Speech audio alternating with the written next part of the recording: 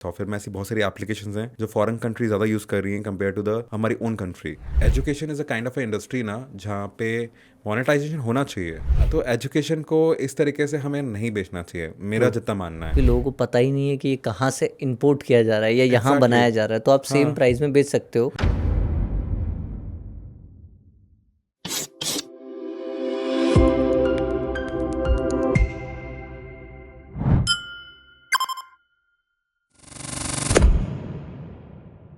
क्या बहुत सारे ऐसे स्टार्टअप्स भी हैं जो इंडिया में रहकर ऐसा प्रोडक्ट डेवलप कर रहे हैं जो इंडिया में यूज़ नहीं, सीधा बाहर ग्लोबली यूज़ किया जा रहा है? हाँ, आई थिंक बहुत सारे प्रोडक्ट ऐसे होते हैं, खासकर सॉफ्टवेयर में हमने देखा गया है कि सॉफ्टवेयर में ऐसी बहुत सारी एप्लीकेशंस हैं जो फॉरेन कंट्री ज़्यादा यूज़ कर रही हैं कंपेयर टू द हमारी ओन कंट्री। तो ऐसे सॉफ्टवेयर्स वहाँ पे एज अ प्रॉब्लम सॉल्विंग काफ़ी हद तक काम कर रहे True. हैं। And because it's a cost effective, India अगर हम देखें तो Indian technologies are very cost effective, क्योंकि एक तो हमारे पास रिसोर्सेज बहुत हैं, we have a huge population. In terms of technology development also we are very cost effective. True. अगर इवन टर्म्स ऑफ अगर हम कंपनी ऑपरेशनल कॉस्ट भी देखें, सो जो यूरोप में जो कॉस्टिंग आती है कंपनी ऑपरेट करने की, उससे ऑलमोस्ट 4 गुना कम कॉस्ट आती है इंडिया में ऑपरेट करने की। तो एवरीथिंग अगर देखा जाए तो कॉस्ट फैक्टर वाइज हमारे पास एक अच्छे प्रोडक्ट्स हैं जो कि कॉस्ट इफेक्टिव हैं। वहीं यूरोपियन और यूएस मार्केट के प्रोडक्ट्स देखा जाए तो that is very expensive. True. तो इसीलिए वो लोग आउटसोर्स करते हैं इंडिया से कुछ प्रोडक्ट्स एंड अपने यहाँ यूज़ करते हैं। काफ़ी ज़्यादा लोग, मैंने ये भी सुना कि ऑर्गेनिक सब्जी तो उगा उगा रहे हैं, हाँ पर वो एक्सपोर्ट कर देते हैं, वो इंडिया में बेचते ही नहीं है, क्योंकि people are not willingly to give that much amount जो हाँ। बाहर के लोग अब देने के जैसे लिए जब मैं तैयार हैं। सयादरी फार्म्स गया था, इमेजिन करो जो 20 रुपए का जो अंगूर होता है, जो बेसिकली किसान को बेसिकली 20 रुपए किलो मिलता है अंगूर का, वही वो अंगूर 80 रुपए किलो बिक रहा है एक्सपोर्ट्स में। सो फार्मर्स की इनकम 4x हो गई उससे। ट्रू। सो ऑब्वियसली उसको एक्सपोर्ट में ज़्यादा फ़ायदा है कंपेयर टू अपने लोकल बेचने में। प्लस क्या है, वहाँ पे कंटेनर्स में जाता है, वेरी बल्क क्वांटिटी में जाता है बहुत। तो फार्मर्स, इसीलिए आज के महाराष्ट्र के फार्मर्स काफ़ी फिल्दी रिच होते जा रहे हैं। और आप देखो अपने महाराष्ट्र के गांव में मर्सिडीज से हाँ। लेकर सारी गाड़ियाँ मिल जाएंगी, ट्रू। क्योंकि आजकल एग्रीकल्चर की बहुत वैल्यू है। और पहले के एजुकेटेड ज़माने लोग आ रहे हैं। एजुकेटेड लोग आ रहे हैं, क्योंकि पहले के ज़माने में होता था कि यार किसान का बेटा किसान बनना नहीं चाहता था। बट आज का जो किसान का जो बेटा है ना, वो देख रहा है कि ज़मीन में पोटेंशियल क्या है।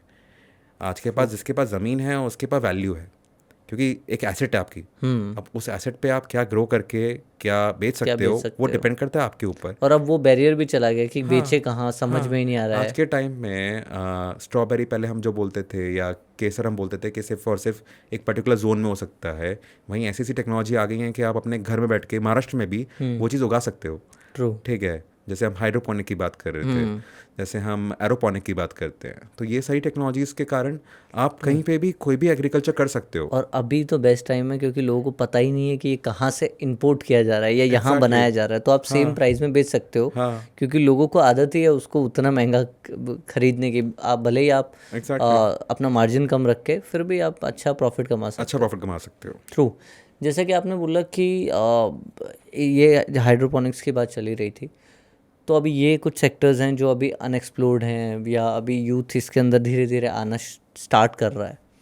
तो कौन से ऐसे सेक्टर्स हैं जो आपको लगता है कि अगर मैं एक फाउंडर हूँ या मैं सोच रहा हूँ कि यार मुझे स्टार्टअप शुरू करना है, तो यू आर अराउंड दो स्टार्टअप्स राइट नाउ, तो कौन सा ऐसा सेक्टर है जो आपको लगता है हाई ग्रोथ सेक्टर है? I think AI is the okay. Number one sector जिसमें सबसे ज़्यादा हाई ग्रोथ है। आजकल पूरा वर्ल्ड एआई पे फोकस कर रहा कुछ है। भी रिलेटेड टू एआई कुछ भी बनाओ रिलेटेड टू चलेगा? AI, AI can be use for automation, okay. AI can be use for creating a new tool, new technology. ठीक है, AI can be also use to scale up your business. Fintech में भी कहीं ना कहीं AI use हो रहा है, इन टर्म्स ऑफ एनालिटिक्स में भी कहीं ना कहीं एआई यूज़ हो रहा है। सो एआई का अगर मैं दायरा देखूँ तो वो काफ़ी बड़ा हो चुका है आज के टाइम का। ओके। एंड आज हर कंपनी एआई अडैप्ट कर रही है, इवन माइक्रोसॉफ्ट से लेकर सिस्को से लेकर, अगर आप विप्रो की बात करो, इन सारी कंपनी में एक पर्टिकुलर एक डिवीजन होता है जो कि सिर्फ और सिर्फ एआई पे फोकस कर रहा है। ट्रू। बिकॉज दे नो कि अगर हम वर्ल्ड मार्केट में अगर कंपटीशन करना है तो हमें तो उसी हिसाब से एआई, चलना पड़ेगा, हमें एआई को भी स्ट्रॉन्ग करना पड़ेगा। तो अगर 100 करोड़ की कंपनी जल्दी से जल्दी बनानी है तो AI is the AI best. Is the biggest, because हम लोग ऑब्वियसली एक बहुत बड़ी अगर कंपनी की कॉस्ट देखा जाए तो that is basically man power cost. True. और कहीं ना कहीं जब एआई आता है, ऑटोमेशन आता है, तो उससे हम बहुत सारी कॉस्ट कम कर देते हैं। ट्रू। सो एक तो ये सेक्टर हो गया. Apart from that hydroponic is another sector जहाँ पे एग्रीकल्चर काफ़ी अच्छा हो सकता है इन अ कंट्रोल इन्वायरमेंट, जहाँ पे आप एक्जॉटिक वेजिटेबल्स उगा सकते हो इंक्लूडिंग बेल पेपर्स, हरी टमाटोज और बहुत सारे ऐसे से स्ट्रॉबेरी से लेकर केसर से लेकर ये सब चीज़ें आप कर सकते हो फार्मिंग. तो वहाँ पे I think it's a very good opportunity. एक सेक्टर हेम्प का एक सेक्टर हो गया जहाँ पे आप मल्टीपल प्रोडक्ट्स आप बना सकते हो हेम्प से, इंक्लूडिंग टेक्सटाइल्स, बायोप्लास्टिक, पेपर, जिसकी पूरी वर्ल्ड में डिमांड हो रही है.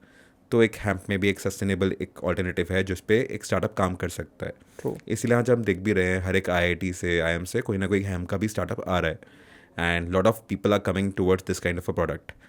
वहीं अगर हम और भी टेक्नोलॉजीज़ की बात करें तो I think metaverse is something जो कि काफ़ी ज़्यादा फेमस हो रहा है आज के टाइम में. आने वाला है, हाँ, वीआर जिसके आ हम बात चुका है, आ बट चुका है. बहुत सारे बड़े लोग यूज़ हाँ, कर रहे हैं. अब जैसे वर्चुअल रियलिटी की बात करूँ मैं, ट्रू. तो virtual reality is the next level thing जहाँ पे एक 70-80 साल का बुढ़ा इंसान वो भी बंजी जंपिंग कर सकता है. ठीक है, वो फील ले सकता है वो at फील least. ले सकता है. और लिटरली जब आप वीआर यूज़ करते हो तो आपके हार्ट बीट तेज़ हो जाती है, आप लिटरली वो चीज़ फील कर रहे होते हो. किया आपने हाँ, मैंने किया है. वो? आजकल तो मॉल वगैरह में भी वो VR हेडसेट हाँ, लगा के तो करवाते हैं. मेरे यूनिवर्सिटी ऑफ पेट्रोलियम में ही हमारे साथ के एक जूनियर था जिसने बेसिकली एक वीआर पे केदारनाथ की यात्रा बनाई. ओके. तो जब वो मैंने केदारनाथ की यात्रा वीआर के थ्रू एक्सपीरियंस करी, आई वॉज अमेज्ड. मतलब मेरे को लिटरली लग रहा था कि मैं केदारनाथ में खड़ा हूँ एंड मैं पंडित जी से बात कर रहा हूँ और मेरे को गूज़बम्स आ रहे थे. तो कहीं ना कहीं वो टेक्नोलॉजी अपने आप में एक नेक्स्ट लेवल टेक्नोलॉजी है जो कि वो चीज़ एक्सपीरियंस करवा सकती है जो इंसान करने का सोच नहीं सकता. सो कहीं ना कहीं एक बियॉन्ड एक अलग दुनिया है वो. मुझे ऐसा लगता है कि अगर हमें एक प्रॉफिटेबल स्टार्टअप बनाना है, हाँ, तो जो टेक चल रहा है, AI, VR, AR, जो भी है, जितनी भी चीज़ें हैं, उनको पकड़कर हमारे जो ट्रेडिशनल बिजनेस हैं, अगर आप उनके साथ मर्ज कर दो. सकते हो, यस, तो आपका स्टार्टअप सबसे जल्दी यही चलेगा. Combination I think best combination रहेगा कि बिकॉज अगर आपके पास प्रोडक्ट है, अगर आपके पास इनोवेशन है, साथ साथ टेक्नोलॉजी भी है, तो उसको स्केल अप करने में आपकी बहुत आसानी हो जाएगी. ट्रू. सो वहाँ पे आई थिंक आज का, इसीलिए आजकल पुराने बिजनेस भी एआई अडाप्ट कर रहे हैं. वो लोग कहीं ना कहीं अपने प्रोडक्ट में, अपने इनोवेशंस में, अपने कल्चर में एआई लेके आ रहे हैं ताकि वो भी उस चीज़ का फ़ायदा उठा पाएँ और अपने बिजनेस को स्केल अप कर पाएँ.